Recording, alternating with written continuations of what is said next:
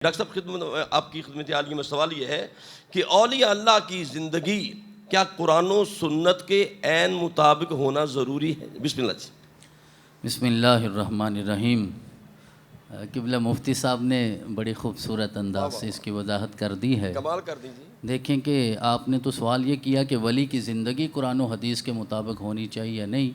ठीक। मेरा ख्याल है कि वली होता ही वो है जिसकी ज़िंदगी कुरान और हदीस के मुताबिक होगी। वाह वाह वाह। अगर उसके मुताबिक नहीं होगी तो वो वली तो हो ही नहीं सकता। हो ही नहीं सकता। तो ईमान बुनियाद है और अमले साले फिर उस पर इमारत आपने खड़ी करनी है, तो सारी ज़िंदगी ऐसे ही गुजारनी।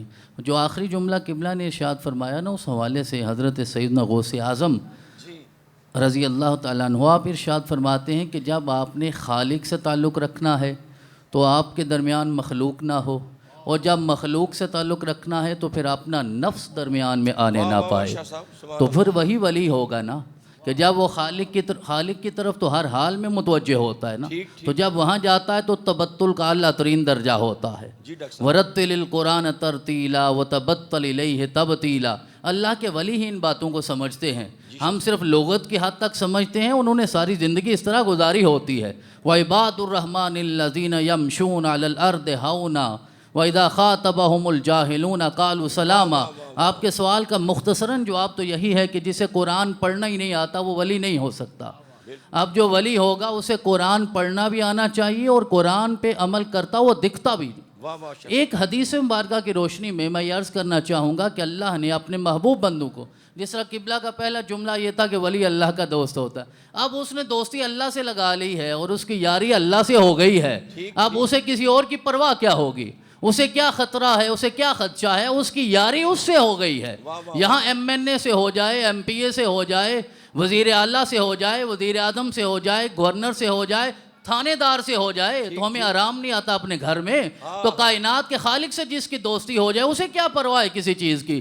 फिर मेरे रब ने अपने दोस्त को जो अता करना है, मैं एक हदीस मुबारक हज़रत अबू हुरैरा ने उसे रिवायत किया है और शेख अलबानी भी उसे सही कह बैठे हैं, उन्हें भी कहना पड़ा कि ये सही है। तो इसका मतलब है कि जो सच्चा वली हो उसे अलबानी भी मानता है, वो भी मुनकर नहीं होता। अब जो सच्चा होगा नहीं, हम उस ज़माने में हैं जहाँ हर चीज़ ही फेक हो गई है ना, हर चीज़ ही नकली हमें मिलती है, इसलिए हम विलायत भी नकली तलाश करते हैं, असली की तरफ जाते नहीं हैं। वहाँ जाएंगे तो वो कहेगा पहले नमाज पढ़ें, वो कहेगा रोज़ा रखें, वो कहेगा झूठ ना बोलें, वो कहेगा दरूद पढ़ें। हम शॉर्टकट में जन्नत भी लेना चाहते हैं कि ऐसा पीर मिल जाए जो खुद भी नहीं पढ़ता, उसके साथ जाएं वो एक लम्हे में आपको पहुंचा दे। तो ऐसा नहीं होगा। अब मेरा रब अजर अता फरमाएगा।